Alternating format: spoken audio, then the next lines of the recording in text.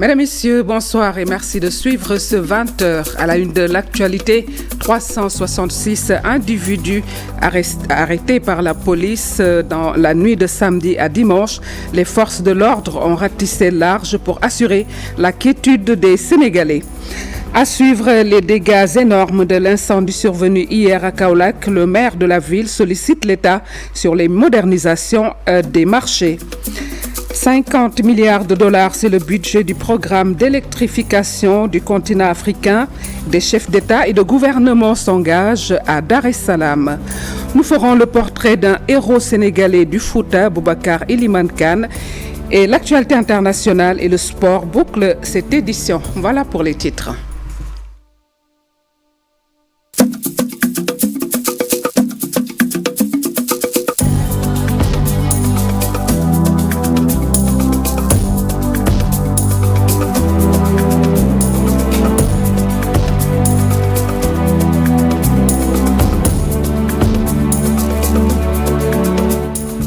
Retour sur l'incendie qui s'est déclaré dans la nuit du samedi au marché Gate de Kaolack, emportant plus de 200 cantines et du bétail. Les pensionnaires du marché estiment les pertes à hauteur de plus de 50 millions de francs CFA.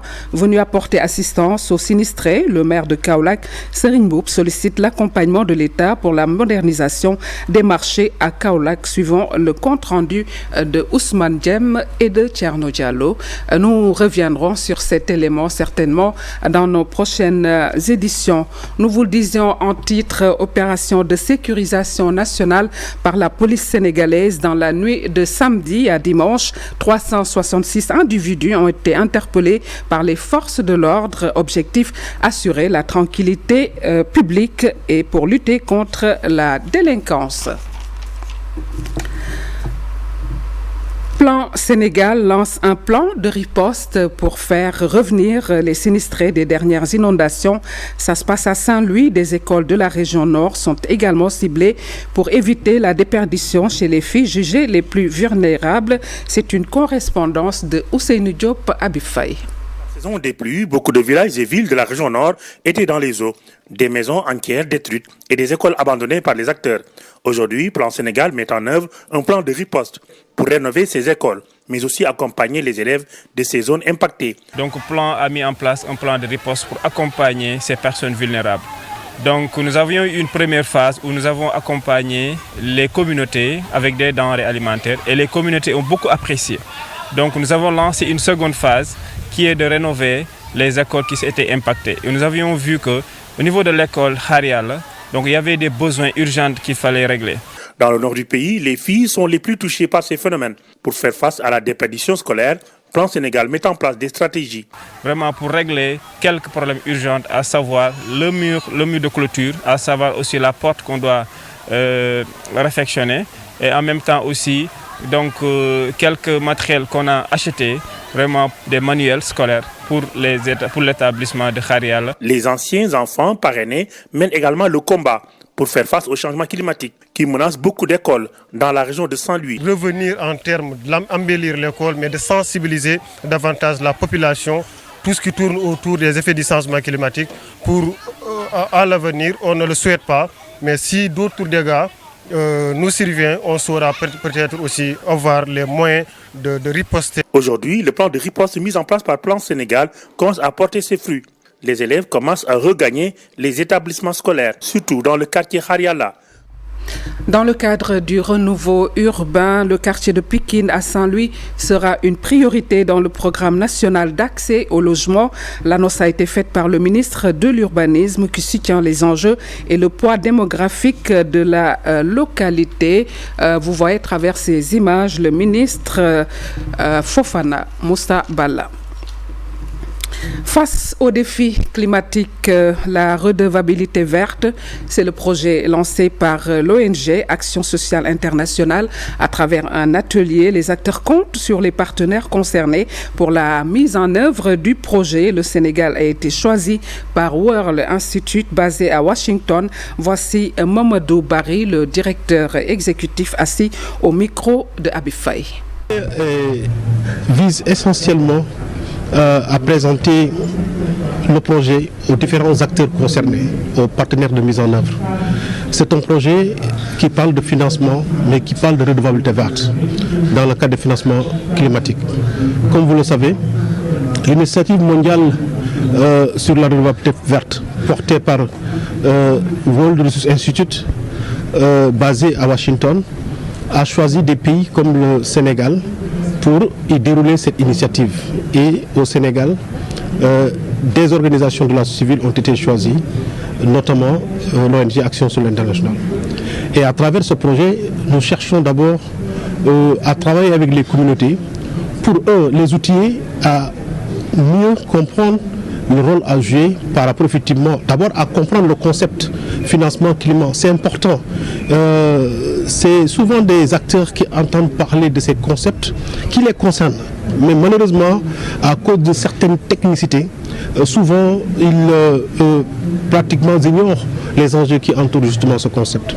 Et le projet va leur permettre déjà de les outiller, en d'autres termes de les former à comprendre les tenants et les aboutissants.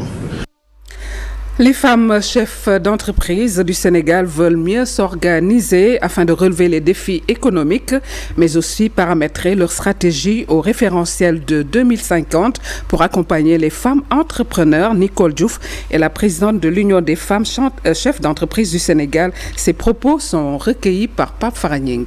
Stratégie de développement de l'entrepreneuriat féminin sous le prisme du nouveau référentiel qui est le Sénégal 2050.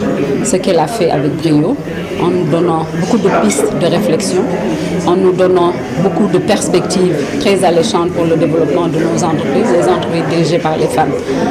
Parce que vous n'êtes pas sans savoir que nous avons d'énormes défis. Le premier défi, à notre sens, en tant qu'organisation, le premier défi est l'accès au savoir, l'accès à la formation des femmes, l'accès à la formation technique, scientifique, dans nos corps de métier, mais aussi dans la connaissance de nous-mêmes, en termes de leadership, en termes de développement personnel. L'autre défi est relatif à l'accès au financement, mais à l'accès au foncier, à l'accès au matériel, équipement et intrants de production. Nous en avons parlé et je pense que vous avez entendu la salle, des expériences ont fusé de partout pour dire le parcours entrepreneurial de la femme donc, qui est extrêmement difficile. Et nous avions eu aujourd'hui avec nous des femmes qui ont commencé extrêmement petites, avec de très très faibles moyens et qui aujourd'hui sont des employeurs, créent plus de centaines d'emplois, payent des impôts et sont des employeurs.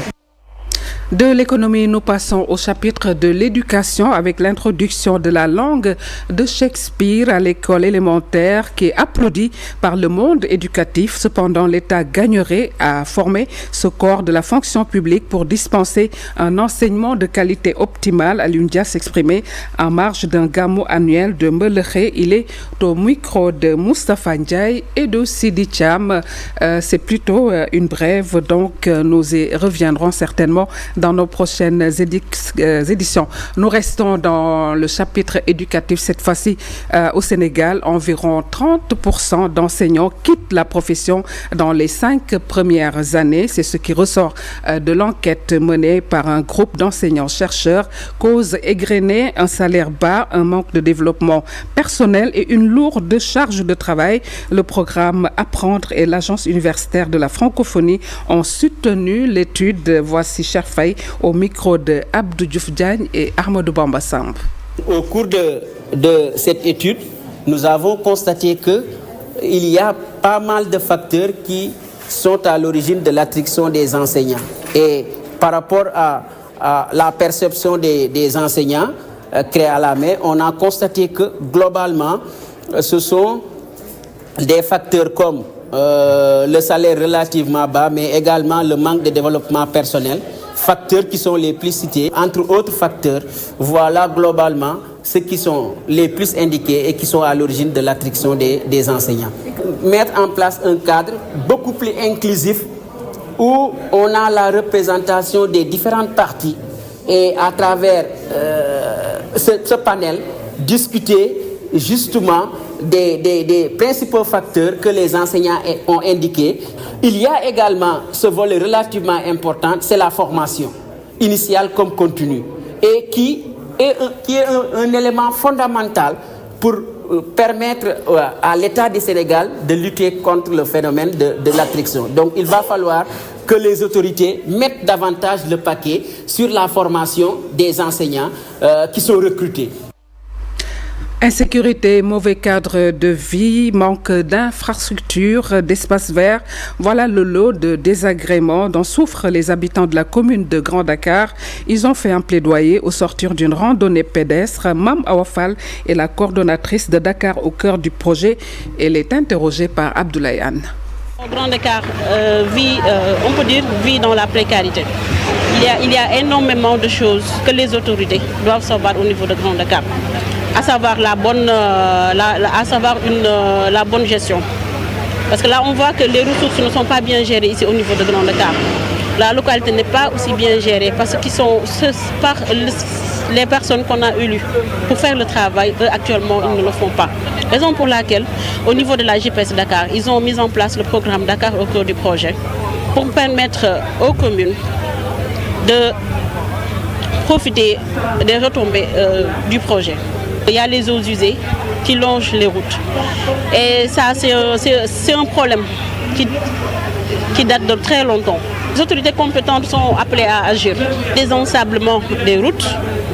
Le désensablement de ces routes. Chaque premier samedi du mois, nous nous mobilisons avec la population de Grand Dakar et tous les acteurs qui sont ici. Donc on est dans cette logique-là et on va continuer à le faire, Inch'Allah.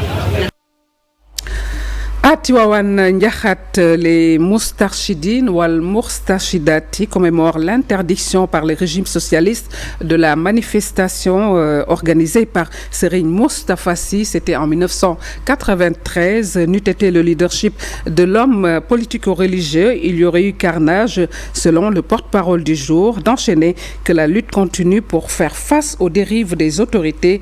Cheikh Anta Diop a suivi la marche à Thiès.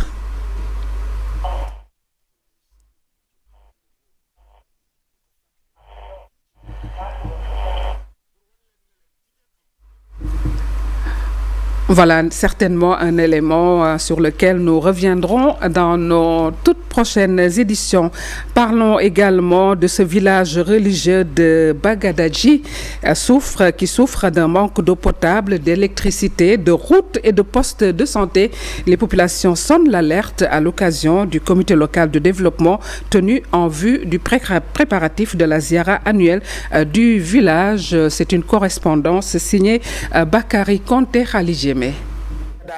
L'un des plus gros villages du Sonkodou traverse de véritables calvaires. Accéder dans ce village relève d'un véritable parcours du combattant. L'accès au village est très très difficile. C'est une piste qui est difficilement carrossable. En période hivernage, c'est extrêmement difficile. Parfois l'accès est impossible. Vous déplacez un car, un véhicule, à un moment donné de la route, à un niveau donné, il s'arrête, faute de ne pouvoir continuer. Il y a un point qui justement, c'était le point qui fait le blocage. Donc tout ça, c'est des impairs auxquels il faut apporter des réponses immédiates. Il n'y a pas de poste de santé dans le village. Les populations elles-mêmes ont entamé la construction d'une case de santé. Les populations, pour se soigner, il faut qu'ils fassent 7 km. Bagadagui, Giaroumé, 7 ou 6 km. Vous voyez quel problème ça fait. Donc ça, c'est des vies qu'on peut perdre. Des maladies qui peuvent s'aggraver. Il y a eu tellement de cas où on a connu des situations de désespoir à cause de la route.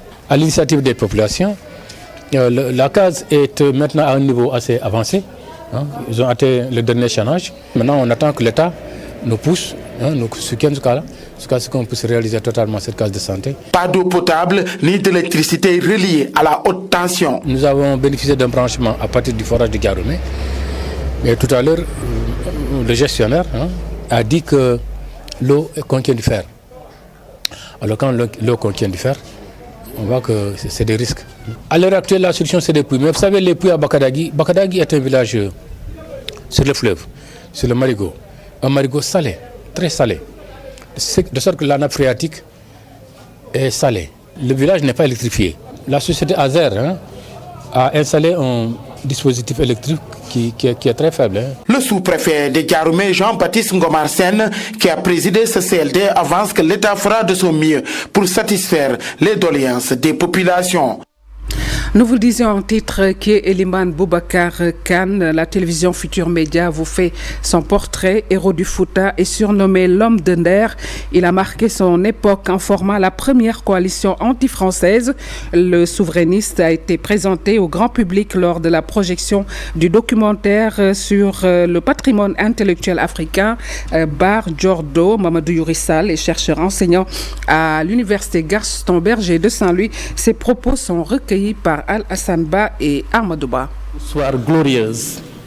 Nous avons des séquences à faire valoir, surtout la séquence du 18e, sur tous les plans politiques, scientifiques.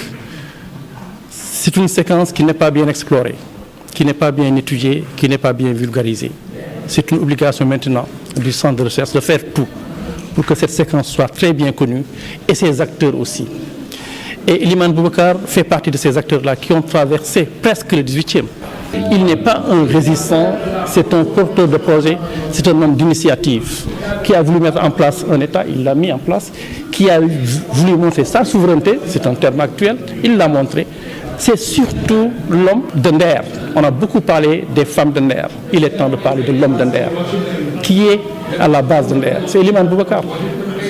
Il est à la base de la mer pour faire face aux Français qui voulaient coloniser le Sénégal, qui voulaient avoir de la terre. Il a dit aux Français, restez en mer. Vous ne devez pas avoir des portions de terre au niveau du continent. Il a bloqué tout. Il a préservé le Fouta sur le plan économique, qui n'est pas colonisé sur le plan économique, ni sur le plan scientifique, mais sur le plan politique. Effectivement, le Fouta est divisé en des cantons, mais le Fouta est resté autonome avec tout ce qu'il faisait avant la colonisation et après la colonisation. On ne les connaît pas parce qu'on n'a pas vulgarisé, on n'a pas fait la promotion qu'il faut. Et le centre de recherche Badior est là pour ça, pour faire connaître ces figures-là au grand public, au-delà des scientifiques. Et nous allons faire un effort, et avec vous, les acteurs de la communication. Les cadres en santé du parti PASTEF tirent un bilan de leur caravane nationale durant le mois d'octobre rose. C'était dans le cadre des vacances patriotiques.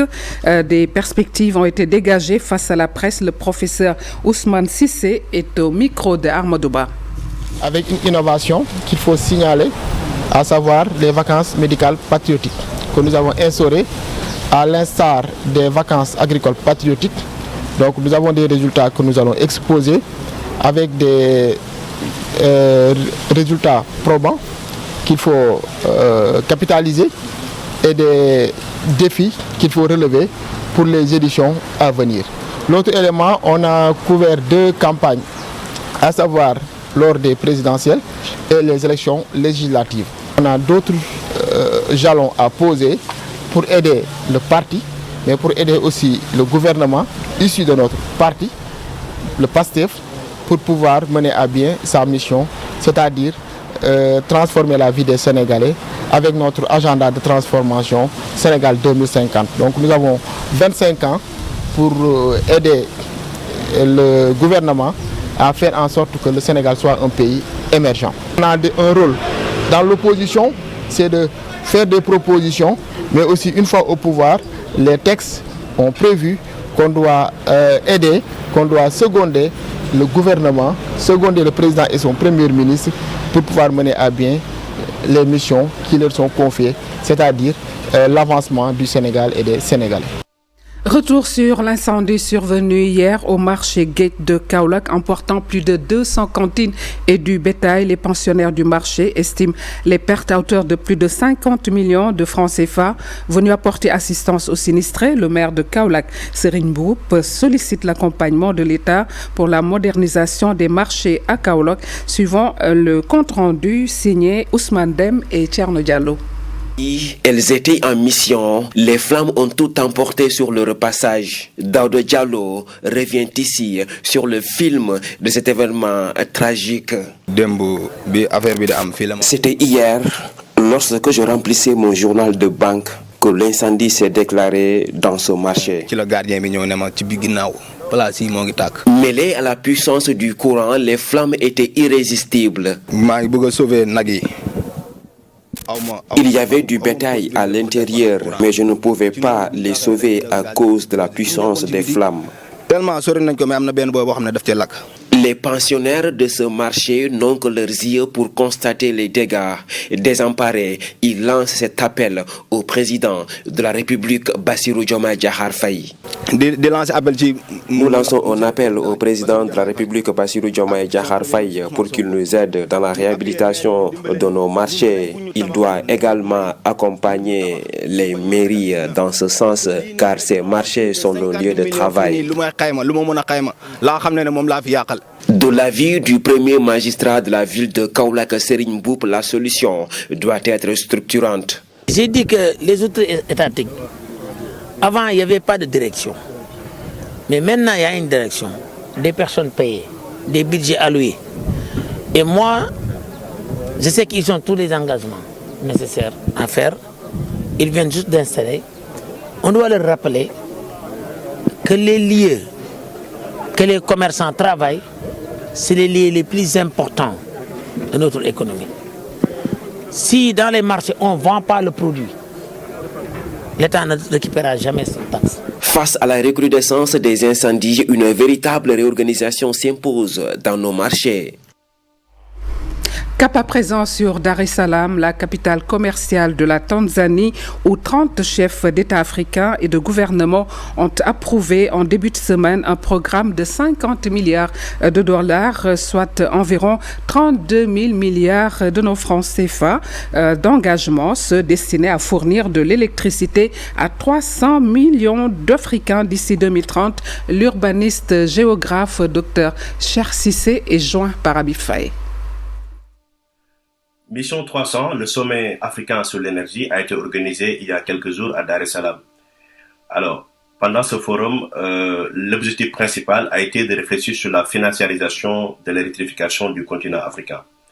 Donc, à l'issue de ce forum, les différentes parties prenantes, des bailleurs de fonds comme la Banque mondiale, des pays comme la France, l'Espagne, le Danemark, etc., donc, ont voulu renforcer un fonds qui existe déjà, qui est géré par la Banque africaine de développement, qui s'appelle le Fonds africain sur l'énergie durable.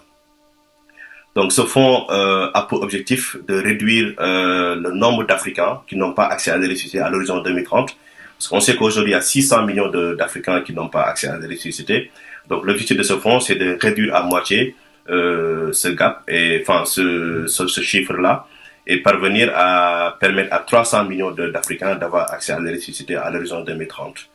Donc, mais surtout de financer tout ce qui est énergie durable, comme l'énergie solaire, l'énergie éolienne, et donner la leçon aux autres continents, parce que l'Afrique, c'est un continent très ensoleillé, c'est le continent le plus ensoleillé du monde, et ça permet également d'amorcer la transition énergétique, parce qu'aujourd'hui, dans beaucoup de pays, on parle de la question de la transition énergétique. Donc, l'Afrique n'est pas forcément obligée de suivre le même schéma que les autres qui ont utilisé le nucléaire pour s'électrifier, etc. La transition est toute trouvée pour lancer la page internationale avec Habib Faye qui revient sur les 773 morts en RDC et plus de 500 000 déplacés. Au Gabon, Ali Odimba a entamé une grève de la faim. C'est parti. Alors que le bilan officiel des combats qui ont opposé à Goma les forces congolaises au M23 en début de semaine s'élève à près de 800 morts, beaucoup de corps sont encore entassés dans les rues de la ville car la capacité des morgues est largement dépassée, a précisé dans la soirée du samedi 1er février le ministre congolais de la Santé Samuel Roger Kamba Moulamba lors d'un briefing à la presse de Kinshasa. Dans le chef-lieu de la province du Nord Kivu, portant les équipes de la Croix-Rouge sont à pied d'œuvre pour ramasser les dernières dépouilles, notamment dans et autour de l'aéroport où les affrontements ont été très violents. Selon les autorités congolaises, en 4 jours, les combats ont fait au moins 773 morts et plus de 2800 blessés à Goma. Un bilan sans doute encore loin d'être définitif, d'autant plus que les populations sur place, en particulier les 550 000 personnes qui vivent dans des camps de déplacés, sont très vulnérables. Au Gabon, Selon son avocat, l'ancien chef de l'État qui vit toujours reclus dans sa résidence privée du quartier UP de la Sablière dans le nord de Libreville prend cette initiative pour dénoncer le sort réservé à son épouse et à leur fils. Malades, ces derniers sont toujours en prison sans avoir accès aux soins requis par leur état de santé. Après 17 mois de détention, Sylvia et Noureddine Pongo ont reçu la visite médicale d'un médecin qui a dressé un rapport accablant.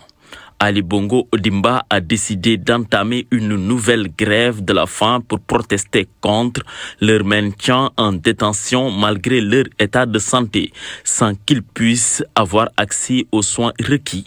Face au mutisme des autorités, celui-ci a décidé de réduire considérablement ses repas, de cesser ses séances de rééducation et refuse désormais toute visite. Il s'agit de la seconde grève de la faim dans laquelle se lance Ali Bongo Ondimba.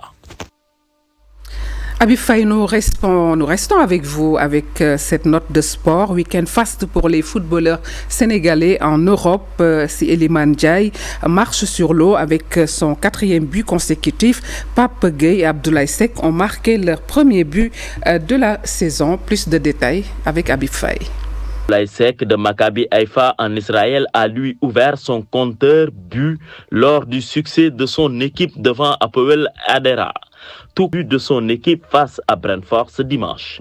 En Super League turque, l'attaquant Mamadou Fall a signé un doublé dans le succès de son club Kassim Passa devant Adana Demirspor.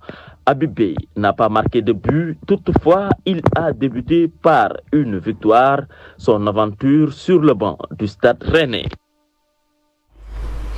Et puis chez nous, toujours en football, suite de la 13e journée de Ligue 1 avec 3 rencontres disputées ce dimanche. Diamono de Fatick est tenu en échec par ASC HLM de Dakar, un nul blanc. AS Pikine, pour sa part, retrouve le chemin de la victoire en battant la Sonacos de Diourbel 1-0 malgré une infériorité numérique. Teungueth FC, le champion sortant par contre, ne gagne plus. Il concède le nul, 1 but partout face à Guédiawaye Football Club. Cette 13e journée se poursuit ce lundi avec 2 rencontres au programme. AS Diaraf contre US Ouakam et Linguère contre Agel de Rufisque à partir de 16h30. Voilà qui met fin à ce journal. Merci de l'avoir suivi. C'était une réalisation de Vieux-Diouf, Habib Faye et Abdourahmane, puis Anta Narba.